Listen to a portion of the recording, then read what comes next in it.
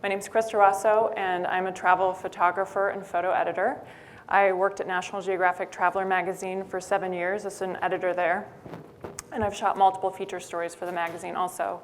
I also travel as a National Geographic expert with Lindblad Expeditions and get to go to some of the fantastic destinations you've been seeing photos of downstairs, like the Galapagos and the Arctic, and just got back from Alaska and British Columbia.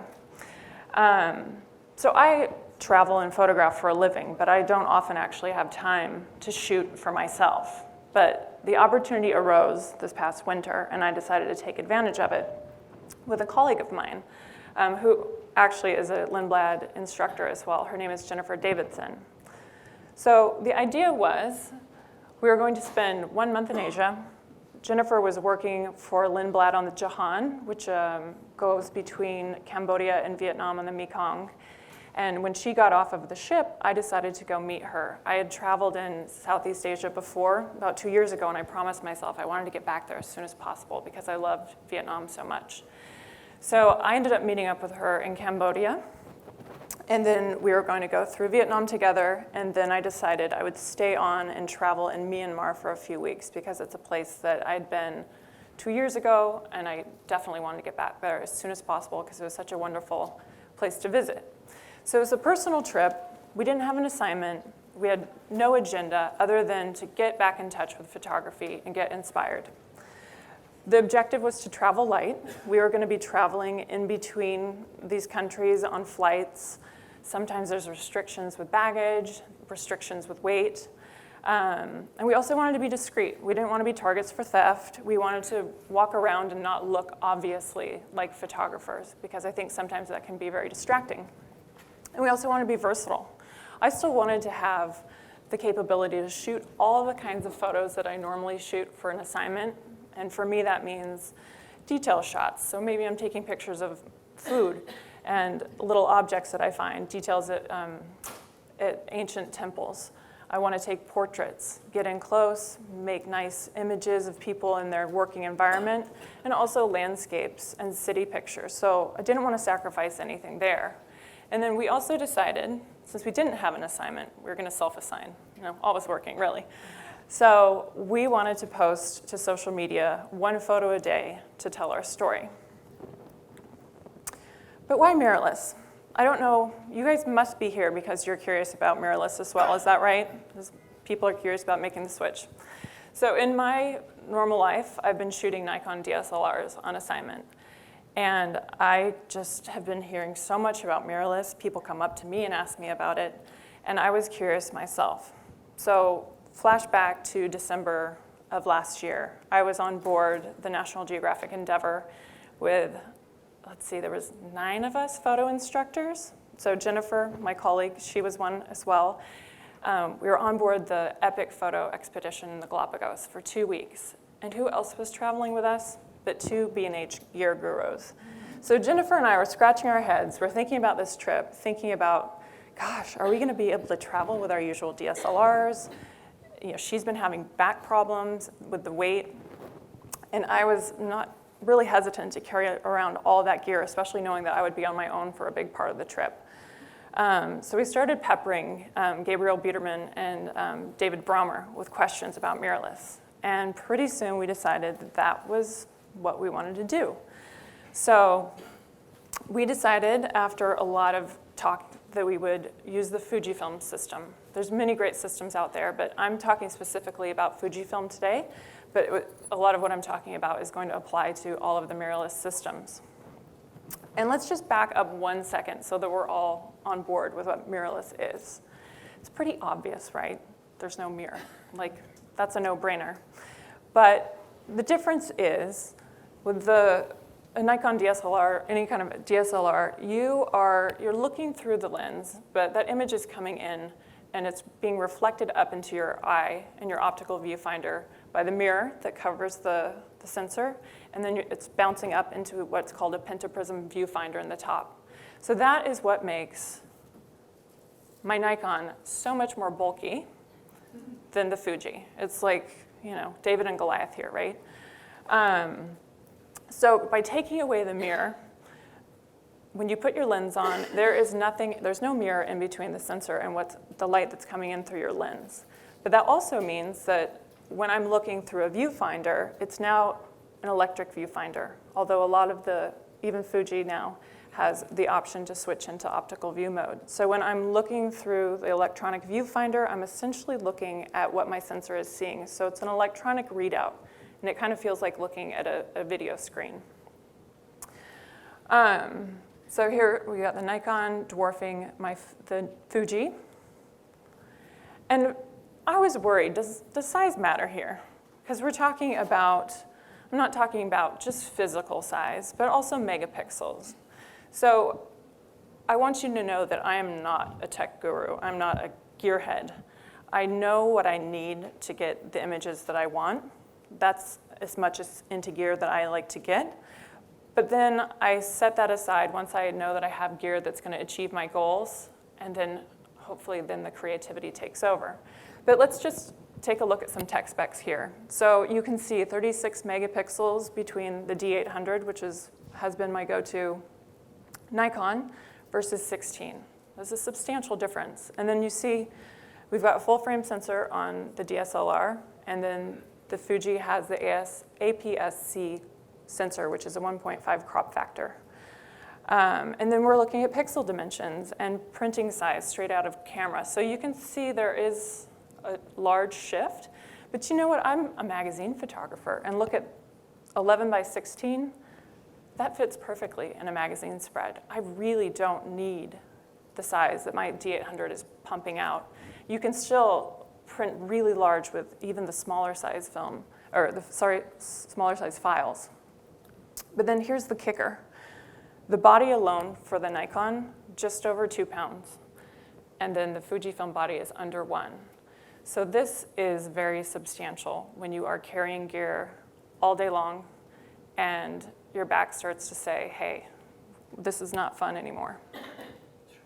So here's an aerial view. This setup is my go-to when I'm working. And I usually am shooting in cities, cultural things. If I'm on board with Lindblad, I often switch that up a bit, and I'm using a longer lens because most of the trips that I'm on are nature, wildlife based. So I'm using more of a zoom like the 80 to 400 with Nikon. But this, the 24 to 70, it's a nice general zoom lens. f2.8, it's very fast. And then the equivalent for Fuji was the 16 to 55. So with the 1.5 crop factor, I'm right in there at about 24 to 80 millimeters. So this is basically Fuji speak for my Nikon setup. So I brought along 2 bodies on this strip, the XT1 and I had an XE1 as backup. And then I brought 4 lenses. So the lens I just showed you, the 16 to 55, became my primary lens. And I know a lot of photographers love to use fixed focal length lens, and I do as well, but when I'm traveling, I don't always know the situation that I'm going to be in. I don't know if there's going to be space limitations, so I find that the zoom gives me the most variety for what I'm shooting. And during this trip, I ended up using that lens probably 90% of the time, followed closely by the 90 millimeter, which is equivalent to about 135 millimeter on a full frame camera. So I was able to get really nice details at temples, or this is in the pond right outside of Angkor Wat, like make a nice portrait, or compress space, especially when there's some busy city scenes. I love to use long lens to compress that space, cleans things up a bit.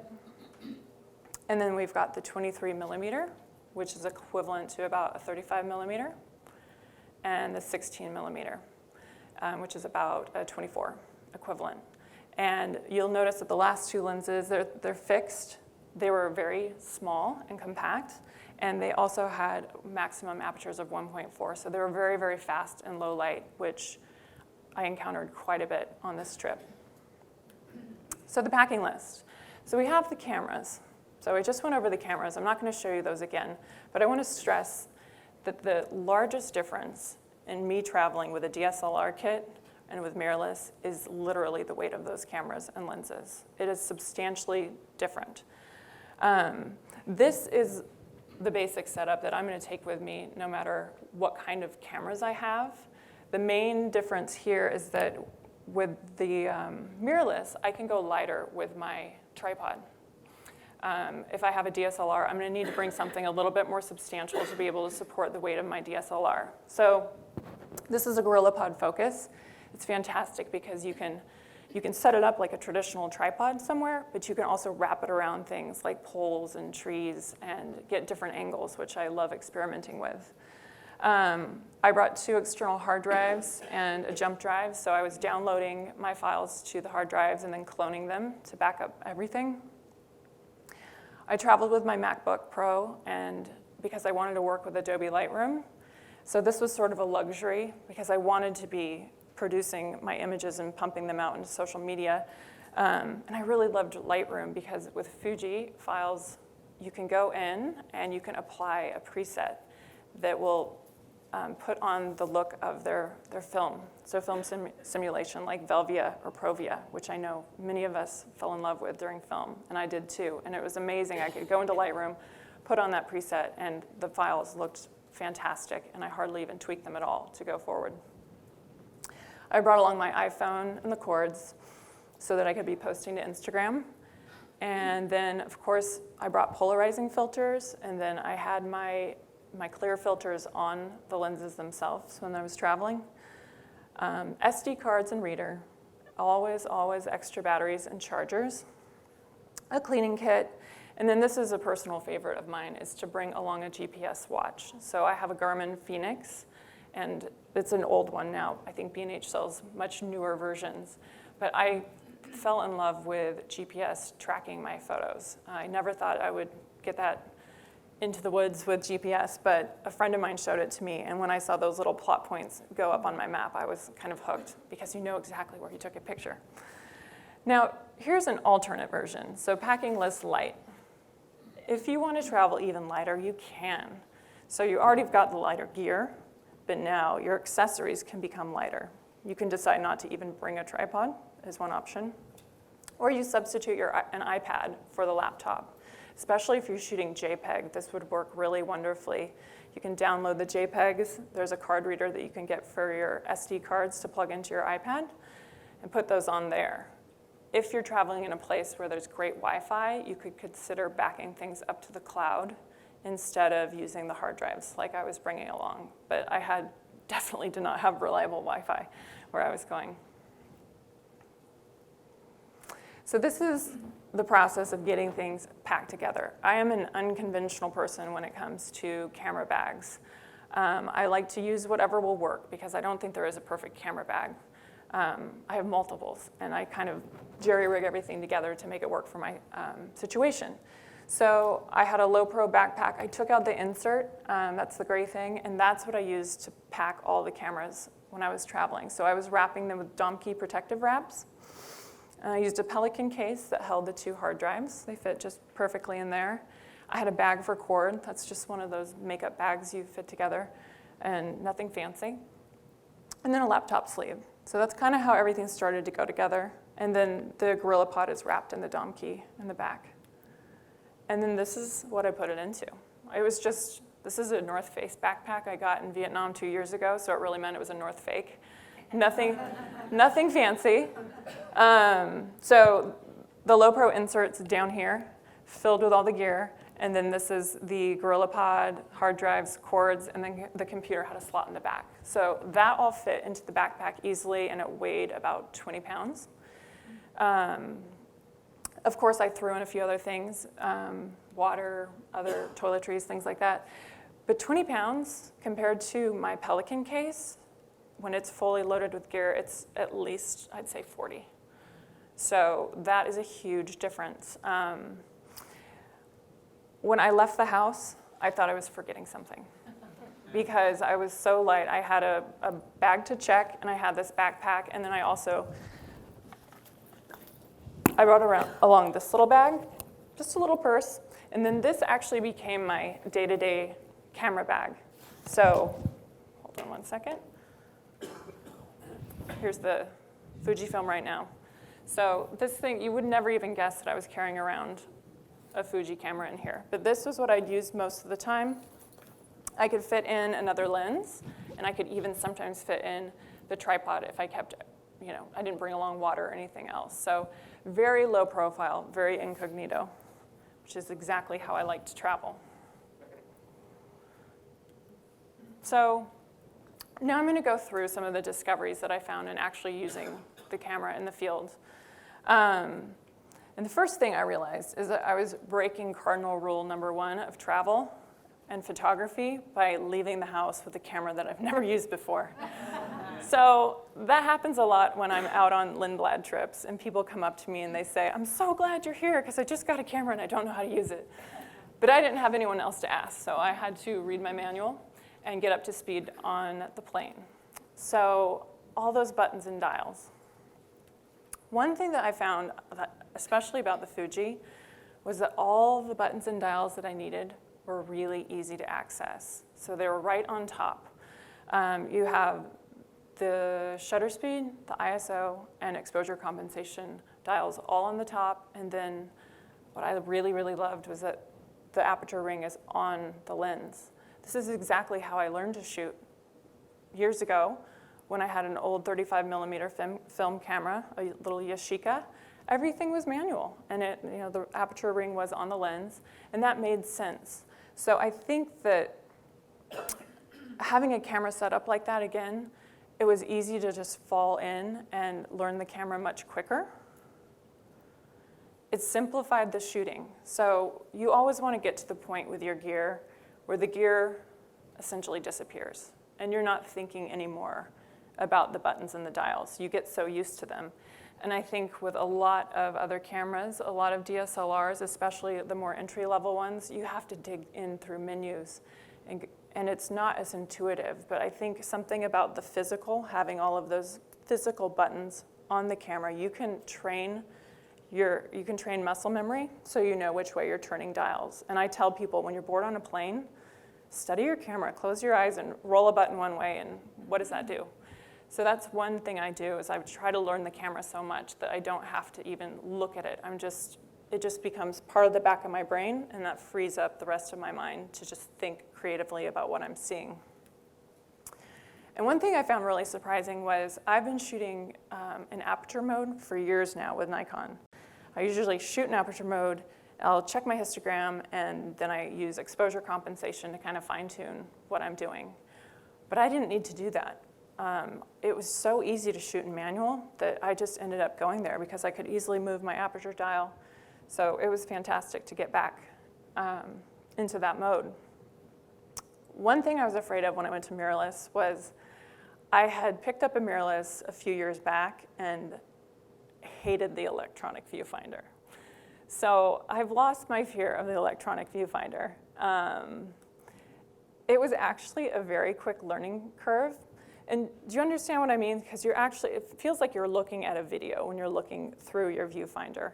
And in the past, they hadn't been quite up to speed, and you would see that there was lag in the picture. So what you were seeing in real life wasn't exactly happening in real life through the viewfinder. But it's not like that anymore. And I quickly forgot that I was not looking through an optical viewfinder at the scene, because it did feel like I was looking at the real thing.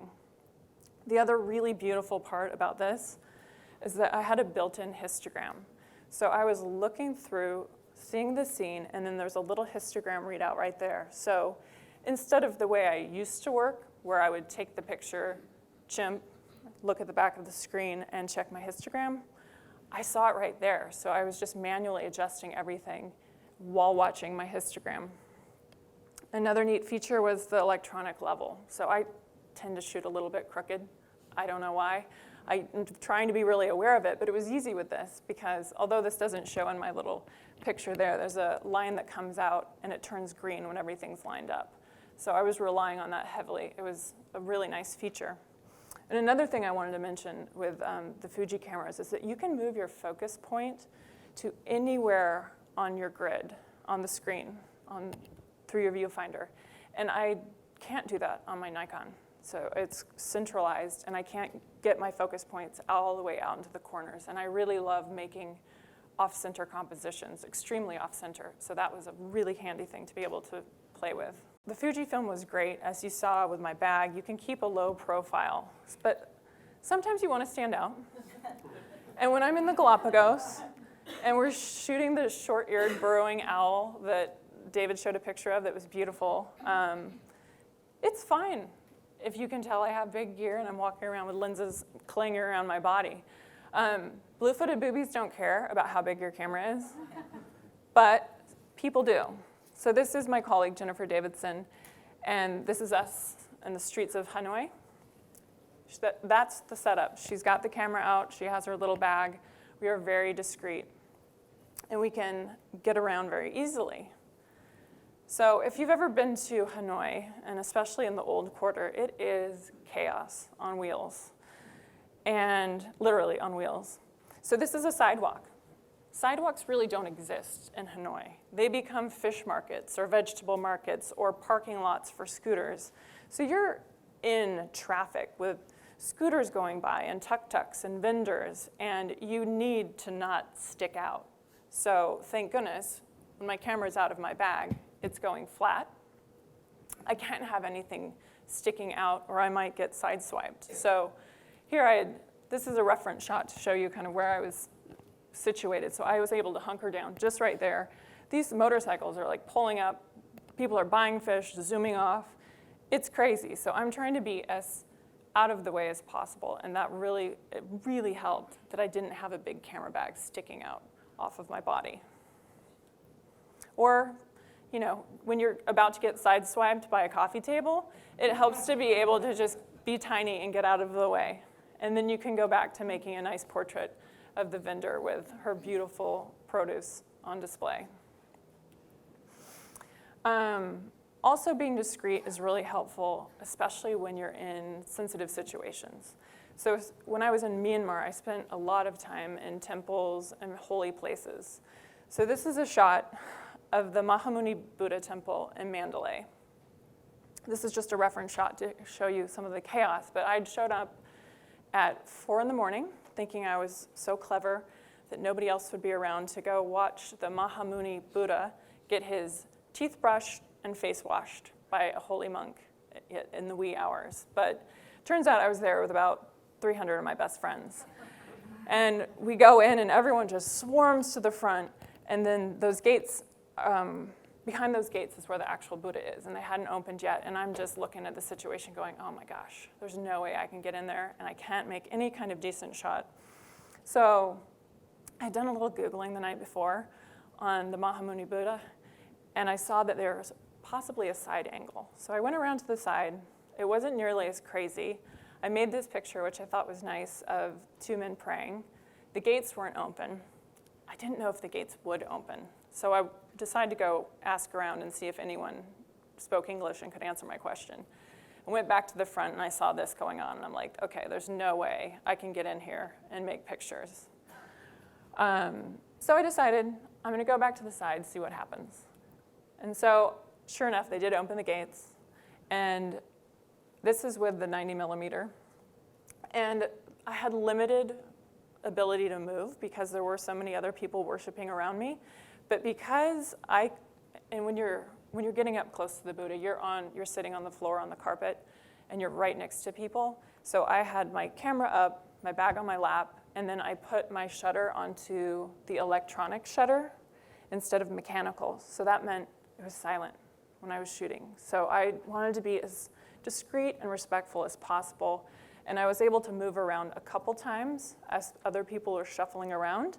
So I just got a couple different perspectives. And I liked including a bit of the gate, kind of made it feel like we were peering in. So this is the Buddha. He's actually getting his teeth washed right here with a paintbrush by the head monk. This is, I think it's considered one of the most sacred Buddha images in all of Myanmar. And then after I got a few shots, I decided, okay, I have a limited area to work with, and I decided to go and try to make something else work. So I went back out to the front, and instead of getting into the chaos out there, I decided to go and get close to some of these people worshiping and make this photo. I just loved the little kitty there looking up at this man. So, and that leads me into my next topic, which is getting up close and personal, which is how I like to shoot people pictures. So I'm not the photographer who's standing across the street with a long lens taking a picture. You know when I'm taking your picture because I'm up right next to you. We're talking, we're friends, you know? So, and I find that I was already at an advantage using the Fuji camera because it was smaller. There's a difference between pulling up something that's this big and putting it between you and your subject and pulling up something that's a little more compact. Or imagine how it feels when somebody just puts up an iPhone. So it's a different relationship, and I really loved that it wasn't so obtrusive, pulling up my Fuji camera. So I was able to come into situations in the wee hours at Shwedagon Pagoda in Yangon and make respectful photos of a monk praying, and then this little family, and only the little girl had been clued into what I was up to. Or right here, this is also at Shwedagon. They have different stations around the main pagoda that are for the days of the week, and people will go and they give offerings and wash the Buddha for the day of the week that they were born on. So I think this was at the Wednesday morning corner. They call them corners. And that was my day of the week. And I went up, and I'm crouched down low. People are coming up and pouring water onto these images, and they know I'm shooting, but I don't look obnoxiously like a photographer or intimidating. Photographers, I know we get a bad rap sometimes, so I want to be a photographer that people want to be around and not the one that is going clack, clack, clack with a giant camera. I want to be a little more subtle. And so that worked. And this woman, I think she was proud that I wanted to be taking a picture of her little boy. And so they let me into this really intimate moment. And also, this is in Golden Rock, Mount Chatiyo, and this is a very, very sacred site in Myanmar. And there was all this worshiping going on. This was kind of a chaotic scene, and I was able to just tuck myself back, watch for things to happen, and then kind of pop up when something interesting struck my eye and make pictures like this. So I'm not intruding on her moment of prayer. I'm trying to be very respectful, but I'm able to still get very close, and that gives a different feeling than I would ever be able to get with a long lens. Or I'm just, literally, I'm above these girls who are lining up some candles as offerings. And then things like, this is in the old quarter of Hanoi, and when Jennifer and I were in Vietnam, it was during the build-up to their Lunar New Year, which is known as Tet. And we were so fascinated by all the traditions that were going on. And one of those was buying peach branches with the blossoms to go put in their homes and put on their altars. So I had seen this vendor from across the way, and she was on a street corner, and I ended up spending about 20 minutes at this particular situation and making pictures. We never talked. They didn't speak English. I don't speak Vietnamese other than a couple bad pronounced things like thank you. And they didn't mind that I was there. I had eye contact. They knew I was taking pictures. I was up close and personal with them, even closer than this shot. But I was able to spend time and not, I didn't want to go in there. And if I had a huge camera in front of me and maybe another one hanging off my body, I think that could be really distracting and disruptive for them. I also don't want them to lose business by me being there, because if their clients don't want me around taking pictures while they're buying something, they'd want me out of there. One trick I've learned though, I love to photograph at markets, and once you kind of have permission from the vendor, a lot of times then the people that come up and are buying things, it's already kind of understood that you're harmless. So this woman, she knew I was taking loads of pictures of her, and the woman on the left. And so everyone else seemed to be at ease when they came into the situation. And now we're back in Myanmar. This is Inle Lake, and I was at one of the towns known for its weaving. They do silk weaving, and they even weave lotus thread, which is amazing to see them actually pull apart these pieces of lotus and spin it into thread. It was a giant multi-level workshop made of teak on stilts, but the working space was really tight and confined. So it helped that I was able to, again, not have a lot of gear hanging off my body and to get around and photograph these women. And they actually ended up inviting me to have tea with them after all of this was I'd been shooting for a while, and then they started asking me all about my personal life. And then they were sharing all their food with me. So it was a really wonderful interaction that I could make pictures of them, show the pictures to them on the back of my camera, and then they invited me to tea. Another thing that I really loved was being able to find a new angle. And I know that this is something that is on a lot of even DSLRs now, but I think with a mirrorless, it helps even more because it's lighter weight. So if you're lifting up your camera like this or like this, it's a little harder to do when it weighs a lot more. And I don't have the wrist strength to be carrying around a huge DSLR with a grip on it and be reaching it out, doing crazy things like that. But I can with a mirrorless.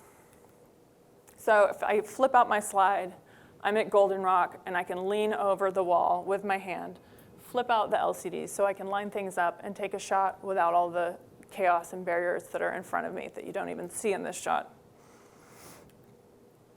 And this is the transportation up and down from Golden Rock, which is basically a roller coaster ride mixed with Russian roulette, maybe. It's not the safest thing to do. It's very cheap, and it's a great alternative to not walking up there. But I wanted to try to show how packed we were. The trucks don't leave unless you're packed in like sardines. And I think maybe that's a safety measure, because maybe if you're all crammed together so much, it doesn't matter if there's no seat belts because you're not going to go anywhere because you're that close. But there was no way I could stand up and take this picture. So what I did was I just wrapped my camera strap around my wrist really tight, flipped out the LCD, and then I held it up. And it's sort of like bumping along, and I'm trying to aim and make some kind of decent composition. But if my camera had weighed 2 more pounds, I don't know if I could have held that up as well, or if I would have hit somebody, that would have been really bad. This is on the way up. I'm literally sitting shoulder to shoulder and hip to hip with this boy. And so I wanted to get his brother, and he's wearing the paste on his face. It's Tanaka paste, and they use it for sunscreen and for decoration. I just loved his expression. And so I was able to flip out my LCD, put it as far away from me as I could, and try to make a composition. You know, it's away from my body because I can't physically get further from him or I'll be out of the truck. And that wouldn't be any good. So it's just something to think about playing with. And then low light. I mentioned that low light was prevalent on this trip. And I think it's basically low light is something that we've come to, we now think we can take photos in any light, right? Because we can. But once upon a time, we couldn't. And it is amazing what these cameras can do when in a room like this, when you bump up your ISO. So this is at a circus in Siem Reap, Cambodia. It's called Phar, and it's basically a Cirque du Soleil-esque circus. And it was begun by some refugees who had fled Cambodia during the Khmer Rouge. And they came back to Cambodia, and they decided to bring in learning through arts. And they give away free education to the people in 2 different communities. And part of that education is circus arts. So Jennifer and I went to the rehearsal and then stayed and watched the performance of the circus in Siem Reap. So here are the guys. It's the middle of the day. It's blindingly hot and bright out. But inside, it's so dark that I have to bump my ISO up to 3200. And I'm shooting wide open with the zoom lens to get 80th of a second. So it is really dark. And then when you have a makeup tent, it wasn't even a tent. They just moved into their new permanent home. So the dressing room hadn't quite been finalized. So they were outside just with lights. So it's really dark, but I had enough light coming off of their makeup table that I was able to make this shot. Again, ISO 3200. And then during the performance. So bumping up the ISO high. I do want to show some motion. So 1/25th of a second, I was able to show some of that. But then I pushed up my ISO even higher. This is ISO 5000. and I think it's holding up really, really well. This is in northern Vietnam. Jennifer and I went out with a woman from the Black Hmong minority group, and Black Hmong refers to their type of clothing, not their ethnicity necessarily. We went and we got to go to her village, and this was her mother-in-law, and she's just sewing by the light of the fire, which this fire is burning in their kitchen, and the smoke's filling the home. So it's really intense with smoke, and then they had one light bulb hanging. So I was still able to make pictures in this very, very difficult lighting situation. I don't know how they do it and how they can make all these beautiful stitches in such limited light and with so much smoke. So this is how dark it is in there. So you can see that this is the home. There's light streaming in through some of the slats, and then So and her sister-in-law are lit up by the one bulb and by the fire in the kitchen. So this is even 6,400, which is the highest I pushed this shot. And if I opened up the shadows a bit, you'd start to see a little bit of noise, but I really like keeping it as dark as it appeared to my eye. And I think that it held up really, really well. So here you can see they're Black Hmong because they wear the indigo dyed. So they consider that it's black, it's very dark. And then they do this embroidery, and that's their style of dress. And also with low light, I was able to play with the GoPro. So here, this is in Hue, Vietnam, at the Imperial City. And I wanted to play with motion blur as cars and vehicles were coming through one of the gates. So I found a pole, kind of similar to the one you see in the background there. And I was able to wrap the GoPro around that and make a longer exposure of 1 second to play with motion blur. And I don't think I would be carrying around a tripod all day long with me if I had to bring the normal size tripod that I would with a DSLR. So the GorillaPod is able to just fit in my bag. It didn't weigh too much, and I did things that I wouldn't do if I had heavier gear. And then here in Hanoi, outside of the iconic Opera House, finding a place where I could set up the tripod low, and I wanted to do motion blur, and I kept waiting for somebody to come in that was really interesting looking. So then here came along a tuk-tuk driver. And this is handheld. So I found that because the mirrorless weighs less, I could hand hold it to slower speeds because I could be more stable without the weight. So this is in Hoi An, outside of the famous Japanese bridge, and these little girls are selling the tea lights that you can set into the water and make offerings. And so this is handheld at a 30th of a second. And then we're back at Golden Rock. You can see how chaotic it sort of gets. This is handheld at a 15th. And then this is inside of Angkor Wat at a 6th. So getting down pretty low. This isn't 100% tack sharp, but it's really impressive. And this was the kind of thing that when everyone else was out with 100 of their best friends or more taking the sunrise picture, I went in and found this. So I went and did take the sunrise picture, but then I thought, why am I standing here with all these people? I need to go find something that's better and different. So I went inside and I saw this happening where they were just cleaning up the altar in front of the Buddha. The biggest takeaway from all of this is a derivative of, this was something I used to use as my email signature, have camera will travel. It should be have camera will shoot, because basically the main learning takeaway from all of this is that I brought my camera when I normally wouldn't have. Because if I'm out all day shooting and I have my DSLR, it is weighing on my back, it's weighing on my body, it becomes a cumbersome nuisance instead of a joy. And I found that with the Fuji, the gear didn't get in the way. And I wasn't making decisions like, oh, I've been carrying around this camera so long today and I already hurt, so I'm gonna leave this lens behind and just take this other lens. Or, God forbid, and it does happen, just not even bring the camera when I go out for something. But I was bringing the camera all the time. And I'm gonna show you just a couple scenarios that wouldn't have happened otherwise. So I ended up meeting up with a friend. She'd seen a photo on Instagram, actually, and she said, are you in Myanmar? So am I. So we met up in Inle Lake, and we decided to take a bike ride. And normally I probably wouldn't take my DSLR setup when I'm riding around on a $5 bike. But this time I decided, oh, I can just bring my little mirrorless. It'll fit right in my bag. It's no big deal. And so we did a bike ride and went down to the lake, but then we also found out that there is a winery in Myanmar. Who knew?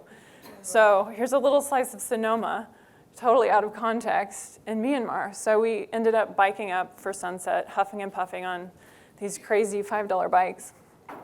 Get up here, so I'm able to make some really nice scenes from the winery. Some details of the grapes. And this is something I would have kicked myself if I didn't have my camera with me, and I was so glad that I did. And so here we are, it's a beautiful place to go and watch the sunset. And the only mistake I made that day was not spending $7 on a bike, because I kind of it wasn't the nicest bike. And one of my favorite experiences from my whole time in Asia was at this place in Yangon called Linkage Restaurant. I'd just gotten back from spending a couple days in Golden Rock, came back into Yangon. I was exhausted. All I wanted to do was go have a drink and dinner. And I was going to go to the Strand Hotel, which has a famous bar in Yangon. And then I'd read about this place called Linkage on Lonely Planet. And it's a training restaurant for street youth in Yangon. So they bring in these young boys, they give them education on front of the house, serving and hosting, and working in the back, doing prep work, and working in the kitchen. So I didn't actually plan to photograph anything other than maybe I thought, oh, I'll take a picture of my cocktail at the bar or something like that. So I threw in, always thinking about that thing. So I threw in the camera to my bag. I put on the 16 millimeter, which is equivalent to 24. So it was really tiny. I thought, oh, I'll just bring it along. Went to the bar, had the drink. It wasn't really pretty. I didn't even take a picture. But then I finally find my way to this restaurant, which was not easy to find, down a dark road, up a set of stairs, and then no real sign on the door. But I hear all this laughter inside. So I'm like, I'll give the door a knock. And I open it up, and there's these 3 smiling little Myanmar boys there, and they greet me and go set me at a table, and no one else is there. So I'm sitting at this table, they take my order, and then they all disappear into the kitchen with their teacher, and there was an older student, the guy on the left here, who was cooking. And I hear them laughing and having just a riotous time, and I'm sitting all alone in the dining room thinking, this is crazy, I want to be back there.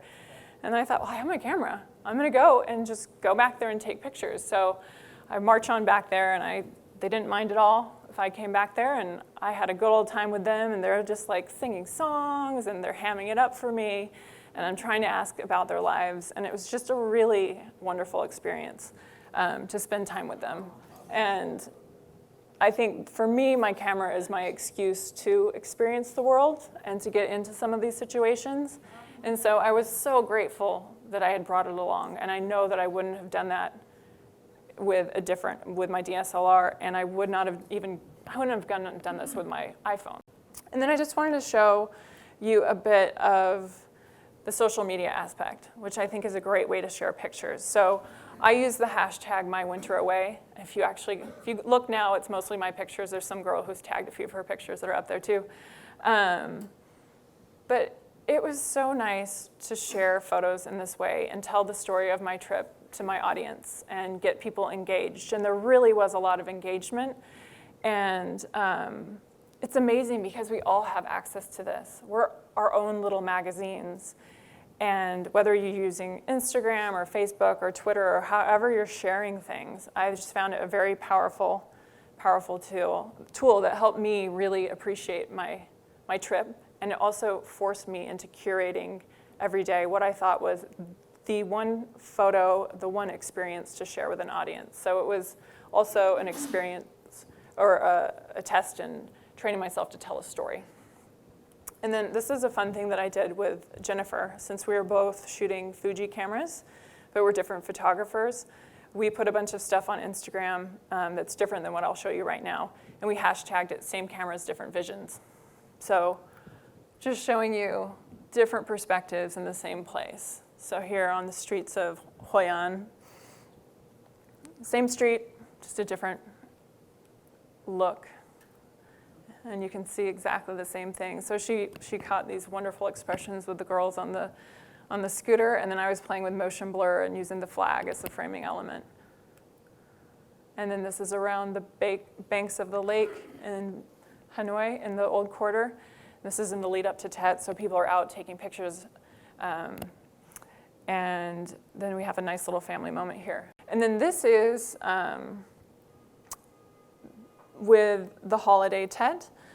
We wanted to know, where do all these branches come from that we're seeing all over the city? And we'd even see full trees passing by on motorcycles, full kumquat trees. It was crazy what they can fit onto motorcycles. So we found a woman who was able to take us just on the outskirts of Hanoi. So this is right by Westlake. And there's these orchards. And so Jennifer and I are roaming around the orchards, photographing all the mopeds going by. And then we see these cadets. And we run through these different gardens, and we meet these cadets. They're Air Force cadets, and they're out picking up their 4 peach blossom trees. And they dig them up, they put them in the pots, they take them back to the academy, and they display them during the holiday, and then they return them afterwards, and the gardener takes care of them for the rest of the year. So we just thought this was such a fascinating thing. So we hung out with them for like a good 45 minutes or more, making pictures and hanging out, and I can't even imagine the stories that they went back to the academy and said, there are these crazy American women who like ran through the orchards and came and took our picture, and they thought it was so cool that we're digging up trees. But so does size matter? Let's get back to that. I would say no. When it came to file quality, I was so happy with all the images that I got. Shooting in the high ISO, it all was working great. And then, yes, size matters when you want to be lightweight, discreet, and packable.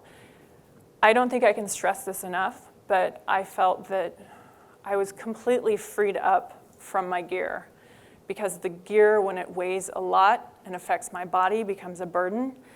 And I found that the mirrorless, it faded away really quickly. And also, I wasn't feeling the effects on my body. I could carry it around all day long, still do touristy things because I was on vacation. I could go out to a museum, I could go to dinner, and still I could go make professional photographs because I had a professional piece of equipment with me. And I found that invaluable.